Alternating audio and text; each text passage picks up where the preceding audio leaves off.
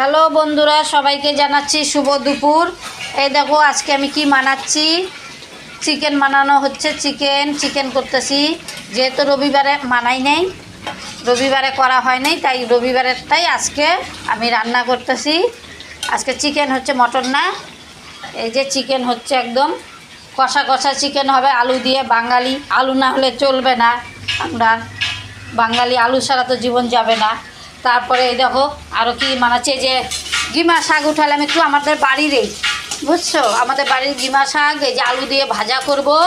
কড়াইটা ভাইবো না আবার কালো, কমেন্টে বলো না, এটা লোহার কড়াই তো, এই জন্য কালো। এই যে ভাজতাছি, দেখতে পারতাছো কিনা জানি না। এই যে গিমা শাক করবো, আলুটা ভেজে না। এই যে গিমা শাক উঠায় রাখছি, গিমা শাকটা ভাজা করব। আর এইটা কি বলো তো বন্ধুরা, করলা পাতার বড়া বানাবো। এই যে বেসন আছে এখানে, এখানে কিন্তু বেসনও আছে, চালের গুঁড়াও আছে, লবণ আছে, হলুদ আছে। এটা মানে গুলে এটার সাথে চুবাই চুবাই তেলে ভাজবো, শাকা তেলে।